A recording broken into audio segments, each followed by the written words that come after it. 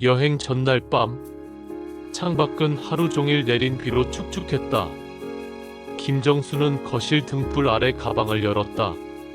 안에는 진통제, 얇은 스카프, 봉숭아 씨앗 봉투, 바늘집. 그녀는 바늘집을 손가락으로 천천히 더듬었다.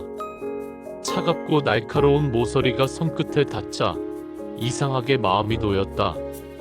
이게 무슨 도움이 되겠냐만 사람은 작은 걸 쥐어야 버틴다. 그 순간 현관문이 열렸다. 지현이 들어왔다. 얼굴에는 빈틈없는 미소가 걸려 있었다. 어머니, 내일 새벽 5시에 출발해요. 공항 픽업도 예약 다 했으니까요. 여권이랑 카드 챙기셨어요? 정수는 조용히 고개를 끄덕였다. 뒤따라 들어온 아들 현우가 어깨를 주물렀다. 엄마, 이번 여행은 제대로 쉬고 와. 지현이가 계획표 다 짰어? 인천공항은 빛으로 가득했다. 사람들의 들뜬 목소리, 면세점의 화려한 진열장. 정수는 다소 어리둥절하게 뒤를 따랐다. 지현은 능숙했다. 체크인, 좌석 변경, 면세 결제. 직원에게 또박또박 영어로 말했다. My mother is with us. 정수는 멀찍이 서 있었다. 내가 누구의 어머니인지 왜 이렇게 낯설게 들리지? 비행기 창가에 앉아 이마를 유리창에 대자 구름이 솜처럼 펼쳐졌다. 지현은 이어폰을 꽂았고 현우는 졸았다. 정수는 속으로 중얼거렸다. 조금만 참자. 좋은 추억이라도 만들자. 다음날 시장 갔다. 어머니, 여기 잠깐만 앉아 계세요. 금방 올게요. 지현은 손을 흔들었다. 정수는 벤치에 앉았다. 시간이 흘렀다. 해가 기울고 시장의 거리는 어두워졌다. 심장이 조급하게 뛰었다. 왜 이렇게 오래 걸리지? 그때 골목 어귀에서 지현의 모습이 보였다. 휴대폰을 귀에 댄 채 낯선 사내에게 두툼한 봉투를 건네받고 있었다. 잠시 스친 눈빛. 지현은 못 본 척 고개를 돌렸다. 입꼬리가 미세하게 비틀렸다. 정순의 가슴이 바닥으로 꺼졌다. 설마. 뒤에서 목소리가 들렸다. 코리안? 헬프. 출입증을 건 젊은 사내가 미소 지었다. 호텔. 세이프. 정수는 발걸음을 옮겼다. 골목을 도니 작은 승합차가 기다리고 있었다. 문이 닫히는 순간 심장이 쿵 하고 떨어졌다. 차는 오래 달리지 않았다. 철문이 낮게 울렸다. 메마른 공기, 낡은 방의 냄새. 의자에 앉자 남자 셋이 들어왔다. 눈빛은 거래의 냄새를 풍겼다. 프라이스, 투나잇. 휴대폰 스피커에서 한국어가 흘러나왔다. 확실히 처리해주세요. 지현의 목소리였다. 정수는 숨이 막혔다. 나는 버려진 게 아니라 팔린 거다. 손가방을 끌어안았다. 바늘집의 모서리가 손끝에 닿았다. 공포는 얼음처럼 몸을 굳혔지만 머릿속엔 불꽃처럼 생각이 튀었다. 살아남아야 한다. 증거를 가져가야 한다. 그때 복도 끝에서 금속 부딪히는 소리. 폴리스, 스테이. 강한 빛이 쏟아졌다. 방탄조끼, 손전등, 고함. 남자들이 제압됐다. 여성 경찰이 담요를 둘러주었다. 세이프. You are safe. 정수는 눈물이 아닌 숨을 내쉬었다. 임시 구호소에서 서류가 놓였다. 구조 피해자 보호 확인서. 통역이 읽어주었다. 구조 일시, 장소, 경위. 정수는 손이 떨리며 서명했다. 이 종이가 나의 목소리보다 오래간다. 인천공항 자동문이 열리자 차가운 공기가 뺨을 쳤다. 사람들이 각자의 이름을 부르는 팻말을 향해 달려갔다. 정순의 이름을 부르는 이는 없었다. 택시 뒷좌석에 앉아 가방을 풀었다. 회색 담요 냄새가 10개 밴 구조 피해자 보호 확인서의 모서리를 엄지로 만졌다. 종이는 얇았지만 그 얇음이 신기하게 버팀목처럼 느껴졌다. 기사의 눈이 룸미러로 스쳤다. 어르신, 많이 피곤해 보이시네요. 조금 긴 여행이었어요. 서초구청부터 들러주세요. 구청에서 사본을 몇 부 더 뽑았다. 직원이 조심스레 물었다.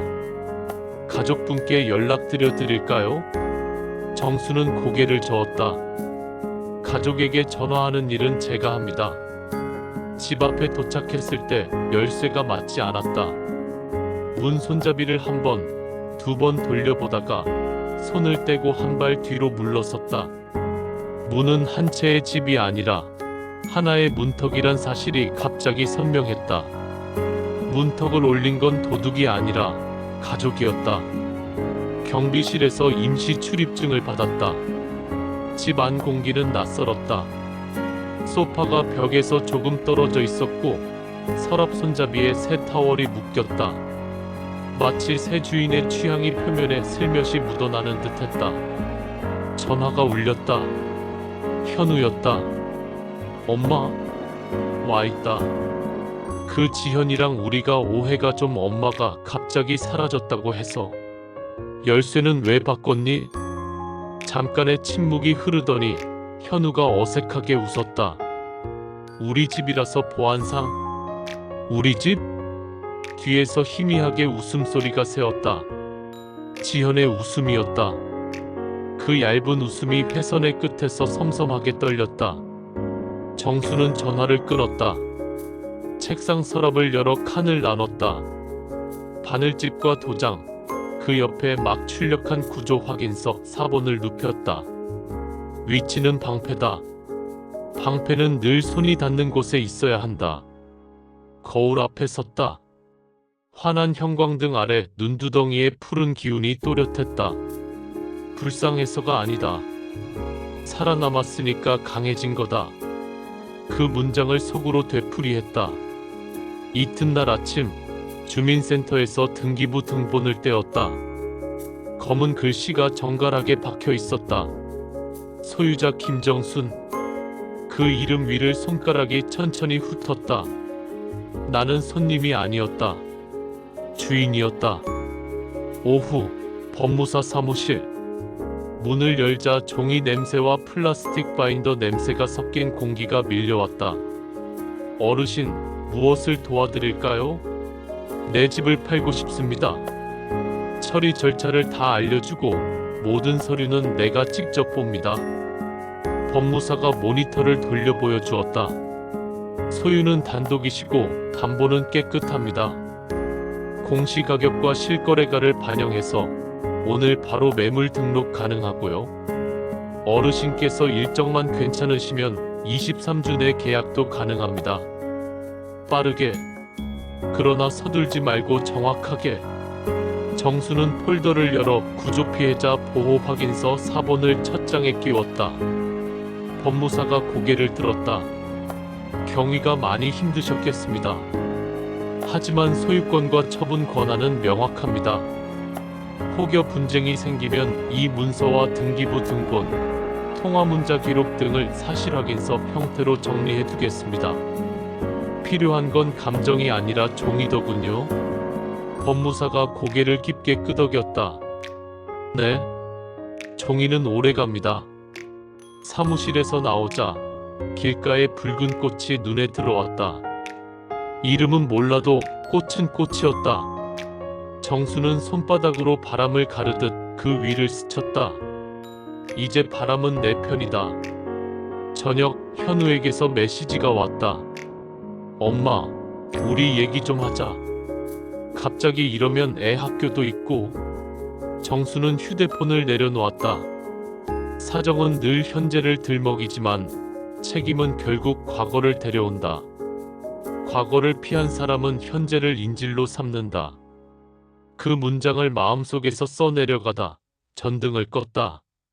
주말 오후 첫 번째 매수자 부부가 집을 보러 왔다. 채광이 좋네요. 거실이 넓어서 가구 배치가 편하겠다. 그들이 베란다 문을 열자 익숙한 바람이 낯선 집을 소리 없이 훑고 지나갔다. 정수는 한 발 물러서서 그 바람의 무늬를 읽었다. 여긴 내 세월이 담긴 곳이지만 오늘부터는 누군가의 시작이 된다. 현관이 벌컥 열렸다. 지현이었다. 손에는 반짝이는 키링이 매달린 새 열쇠가 쥐어져 있었다. 어머니, 이게 무슨... 중개사가 부드럽게 웃으며 인사했다. 소유자분의 요청으로 매수자분들 투어 중입니다. 금방 끝납니다. 지현은 정순을 똑바로 보았다. 목의 근육이 미세하게 떨렸다. 우리 집을 왜 남에게 보여줘요? 우리 집? 정수는 천천히 구조 확인서 4번을 식탁 위에 놓았다. 그 아래에 등기부 등본을 반쯤 겹쳤다. 오해는 그림자고 기록은 몸통이다. 지현의 눈빛이 잠깐 허공을 헤맸다. 그러다 곧 도끼를 되찾았다. 현우 오빠가 알면, 알릴 거면 지금 해라. 정수는 의자를 반걸음 당겨 앉았다. 목소리는 낮고 단단했다. 나를 시장에 버린 게 아니고 판 거라는 사실, 너와 나만 아는 비밀로 두고 싶은가? 지현의 손가락에서 열쇠가 딸깍거렸다. 금소금이 짧게 떨렸다. 증거 있어요? 정수는 사본 끝을 톡톡 두드렸다. 종이는 내 목소리보다 오래간다. 매수자 부부는 눈치를 보며 빠르게 방들을 둘러본 뒤 고개를 끄덕였다. 상세한 건 중개사무소에서 논의할게요. 문이 닫히자 거실은 갑자기 넓어졌다. 지현의 숨소리가 벽에 부딪혀 다시 돌아왔다. 그날 밤 현우가 찾아왔다. 엄마, 제발 그만하자. 애 학교도 있고 대출도 구조가 있고. 대출은 내가 갚았다. 정수는 조용히 말을 이었다. 구조는 내가 만들었다. 내가 만든 건 변명이다. 현우의 어깨가 눈에 띄게 내려앉았다. 우린 그럴 의도는 법정에서나 유리할지 몰라도 삶에선 별로 소용이 없다. 삶은 결과를 산다. 현우는 한동안 말이 없었다. 그 말없음의 무게가 방을 눌렀다. 엄마, 나 미안해. 그 말에는 진심이 있었지만 진심은 늦음 앞에서 종종 힘을 잃는다. 정수는 자리에서 일어나 부엌으로 향했다. 물을 따라 컵을 내밀었다. 마시고 돌아가라. 공평은 차갑지 않다. 그러나 경계는 따뜻하지도 않다. 며칠 뒤 가계약금이 입금되었다는 알림이 떴다. 띵. 짧은 소리 하나가 오랜 시간을 정리했다. 중개사무소에서 전화가 왔다. 어르신, 매수자분이 마음 굳히셨대요. 계약일자 조율 가능하십니다. 좋아요. 낮엔 햇빛 좋은 시간으로. 계약서 날인 날 정수는 도장을 단단히 쥐고 사인 칸 위에 올렸다. 도장의 붉은 잉크가 종이에 둥글게 번졌다. 절차가 감정보다 오래 남는다. 그 생각을 끝내기도 전에 휴대폰이 진동했다. 내용 증명 발송 예정, 부양 의무 등 관련 협의 요청. 보낸 이는 지현과 함께 일하는 변호사의 이름이었다. 정수는 미간을 고르게 폈다. 두려움은 이미 어젯밤이었고 오늘은 질서였다. 서면으로만 응대하겠습니다. 그녀는 법무사에게 말했고 법무사는 고개를 끄덕이며 체크리스트를 꺼냈다. 등기 이전, 잔금, 확정일자, 인도 확약, 열쇠 인계까지 한 칸씩 밟으면 됩니다. 집으로 돌아온 뒤 거실 한가운데에 모로 누워있던 오후의 햇살이 사라졌다. 창밖으로 노을이 번졌다. 정수는 작은 수첩을 꺼내 오늘 날짜 아래 한 줄을 적었다. 집을 판다 무너뜨리기 위해서가 아니라 내 삶을 되찾기 위해. 주민센터 전입신고 창구. 번호표가 불리자 정수는 천천히 걸어 나갔다. 직원이 웃으며 물었다. 어르신, 새 주소로 옮기시는 건가요? 네. 새 공기 속으로 갑니다. 서류에 도장을 찍는 순간 그녀의 안에서 묶여있던 끈이 탁 끊어지는 듯했다. 연은 피를 나눈다고 이어지는 게 아니야. 신뢰가 있어야 매듭이 생기는 거지. 통신사 대리점에서도 번호를 바꾸었다. 점원이 물었다. 기존 번호는 해지하실까요? 네. 아예 다른 걸로. 서류가 전송되는 동안 정수는 핸드폰을 내려다봤다. 연락처에 저장된 현우와 지현의 이름이 마지막으로 반짝였다가 사라졌다. 잠시 허전했지만 곧 가벼움이 스며들었다. 며칠 뒤 집으로 내용 증명이 도착했다. 발신인은 변호사 사무실. 부양 의무와 재산 분할 협의라는 단어가 줄마다 찍혀 있었다. 정수는 봉투를 찢고 다시 붙였다. 그리고 조용히 읊조렸다. 부양은 관계가 살아있을 때 성립하지. 관계를 시장 골목에 버린 건 그들이지. 공공법률상담소 변호사가 말했다. 소유권은 어르신 겁니다. 증빙도 충분하고요. 이후 모든 응대는 서면으로만 하세요. 말은 바람처럼 흩어지고 종이는 바위처럼 남지요. 정수는 고개를 끄덕였다. 이사 첫날 전원주택 마당에 발을 디디자 풀냄새가 확 스며들었다. 정수는 깊게 숨을 들이마셨다. 내가 다시 내 발로 숨을 고르는 집.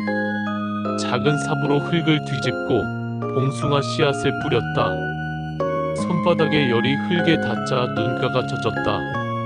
살아 돌아와 씨앗을 심네. 담장 너머 이웃이 말을 걸었다. 어르신, 새로 오셨죠? 이거 가지 모종이에요. 심으면 잘 자라요. 정수는 두 손으로 받으며 웃었다.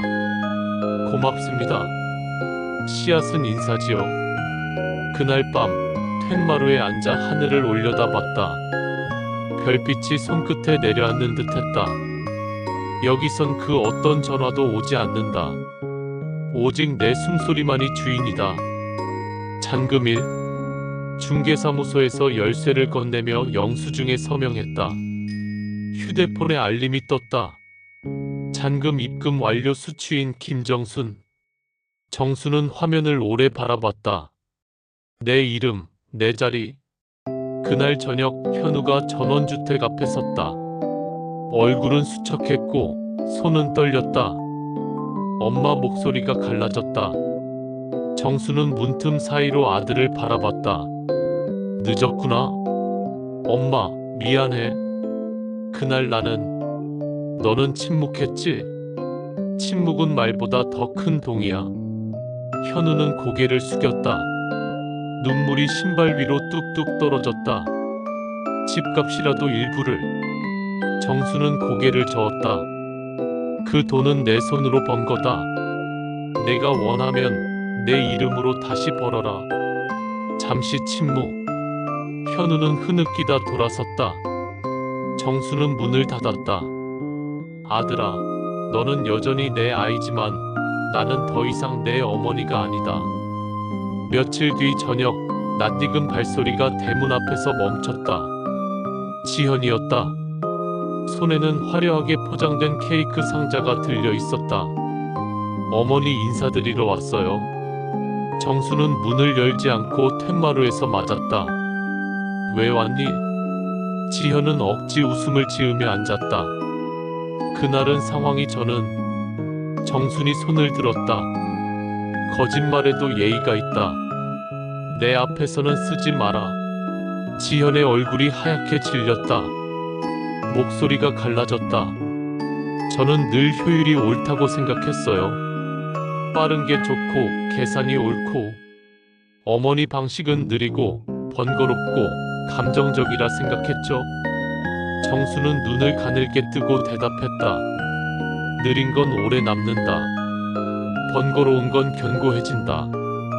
감정은 기록 위에 앉아야 감정이지 증거를 대신하진 못한다.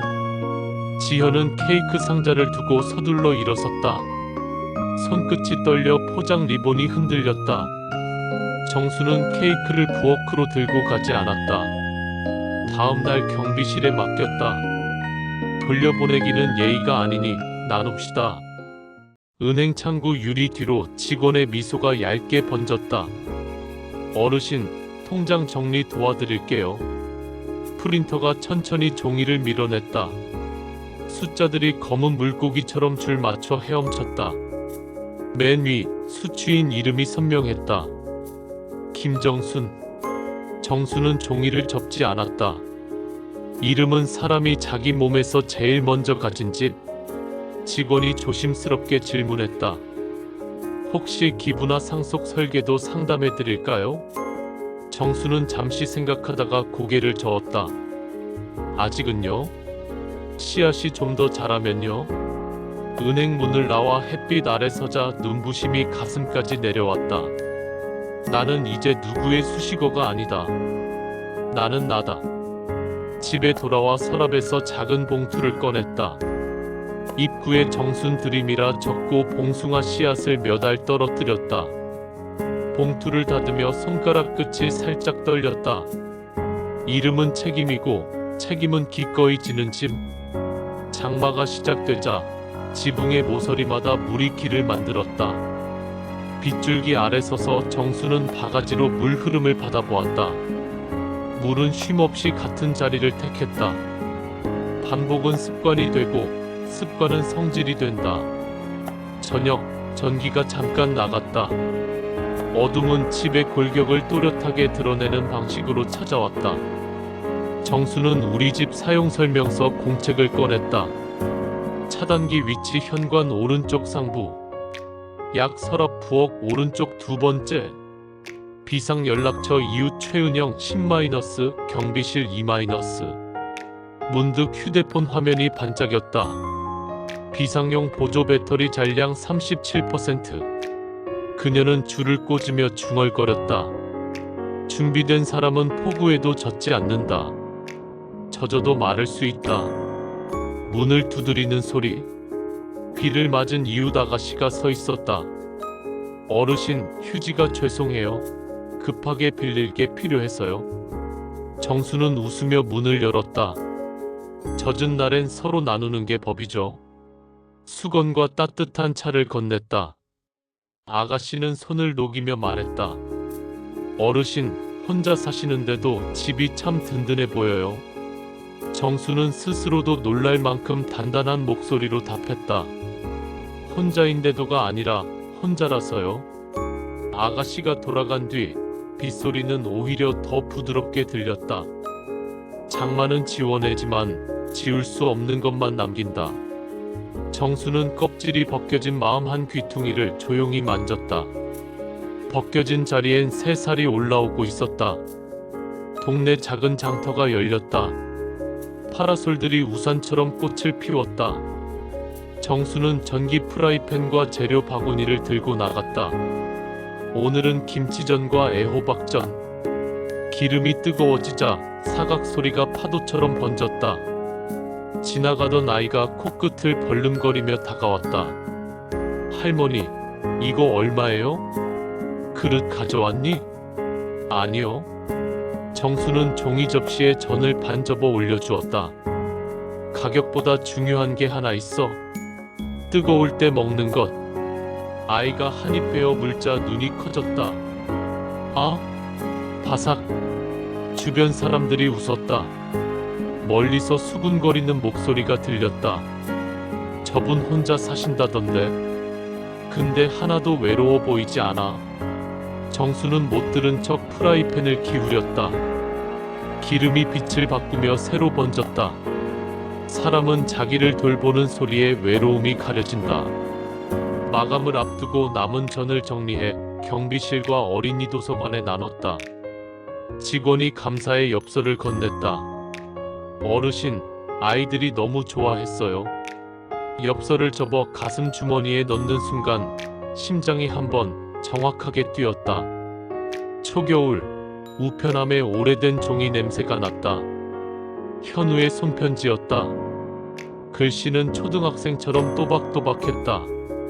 엄마, 지안이가 학교에서 봉숭아 물든 손을 발표했대. 친구들이 신기했다고 하더라. 그 얘기 듣고 지현이 많이 울었어. 엄마, 우리는 어디서부터 잘못한 걸까? 매달 조금씩 보내고 싶은데 받아줄까? 정수는 편지를 3번 읽었다. 첫 번째는 눈으로, 두 번째는 가슴으로, 세 번째는 머리로. 그 다음 얇은 편지지를 꺼내 대답을 적었다. 겨울이 깊다. 따뜻히 지내라. 내가 보낼 돈은 받지 않겠다. 사과는 명사가 아니라 동사다. 내 삶에서 공평을 실천해라. 그것이 나에게 도착한다. 봉투에 봉숭아 씨앗 봉투 하나를 함께 넣었다. 봉투를 닫으며 속으로 덧붙였다.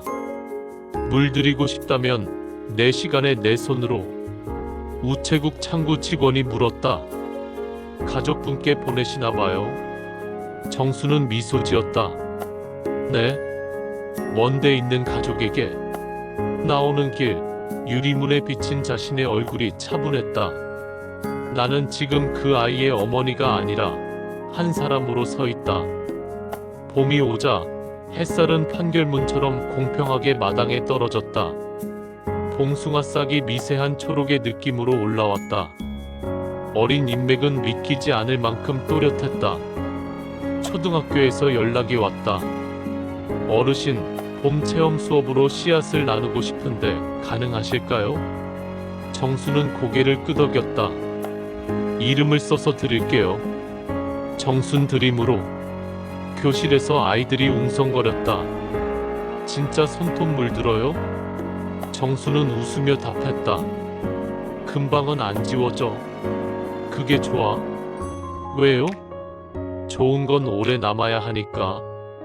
교실을 나오는 길, 복도 창문에 봄빛이 찼다. 법은 이래야 했다. 소유가 분명한 곳에 권리가 서고 권리 위에 책임이 선다.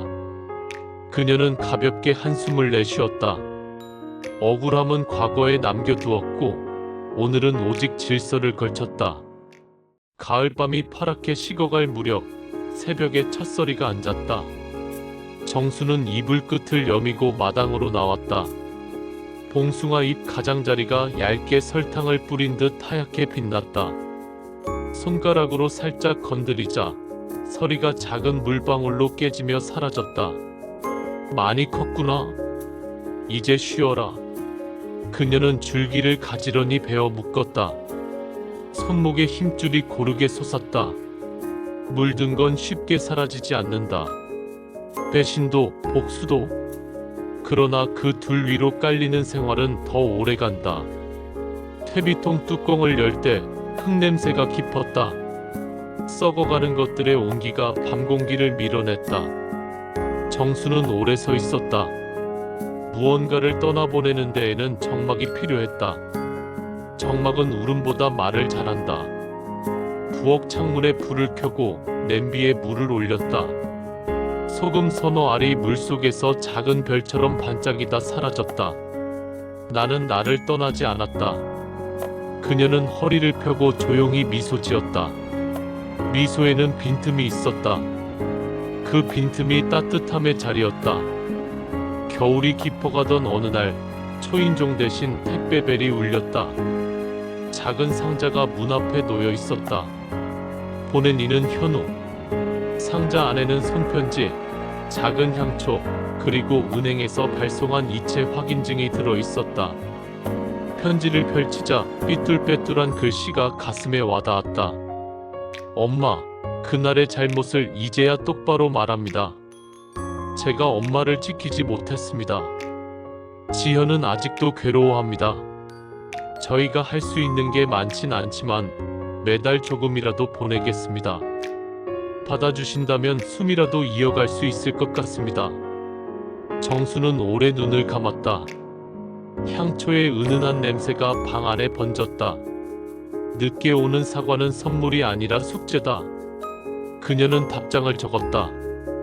내가 보낸 돈은 받지 않겠다. 사과는 명사가 아니라 동사다. 내 삶에서 공평을 실천하라.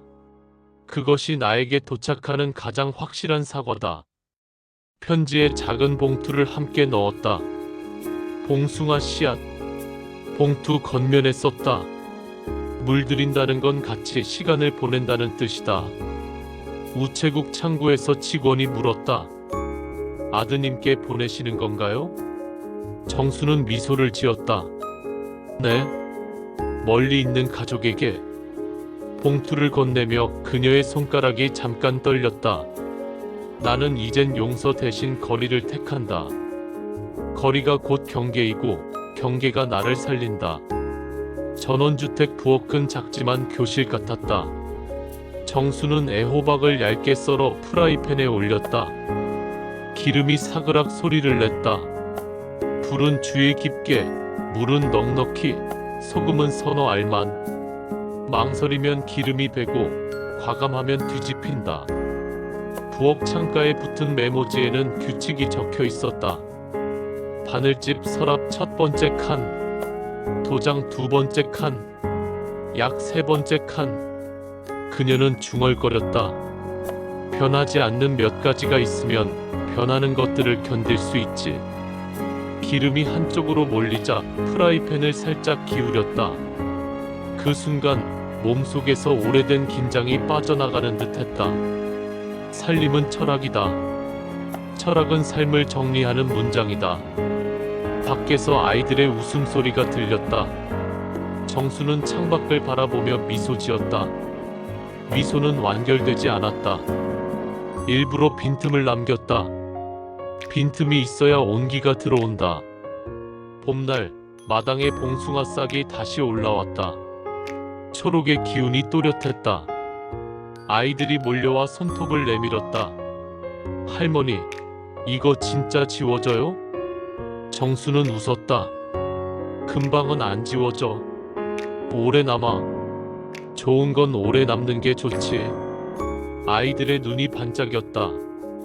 그 반짝임이 햇살보다 더 환했다. 그녀는 속으로 말했다. 햇살은 판결처럼 누구에게나 공평하게 내린다. 법도 원래 이래야 했다. 소유가 분명한 곳엔 권리가 서고 권리 위에 책임이 선다. 옆집 아주머니가 다가와 말했다. 어르신, 올해 봉숭아는 유난히 색이 진하네요. 정수는 고개를 끄덕였다. 상처가 깊으면 색도 진하게 물들어요. 하지만 그게 아름다움이 되기도 하죠. 햇살이 손톱 위에서 번졌다. 작은 손톱들이 연달아 붉게 물들었다. 정수는 그 모습에서 오랫동안 지워지지 않을 희망을 보았다. 여름 한낮, 툇마루에 봉숭아 꽃잎을 펼쳤다. 소금을 살짝 뿌려 손톱에 올렸다. 옆집 꼬마, 이웃 아가씨, 경비실 아저씨까지 손을 내밀었다. 이거 진짜 오래 가나요? 문신보다 오래 갈걸? 정순이 농담하자 웃음소리가 터졌다. 모두의 손톱에 붉은 물이 올랐다. 바람이 지나가며 그 손톱을 쓰다듬었다. 혼자 남았을 때 정수는 자신의 손톱을 바라보았다. 얇은 붉음이 천천히 번졌다. 나는 시장 골목에서 팔릴 뻔했지만 결국 이렇게 내 삶을 사는 손톱 위에 서 있다.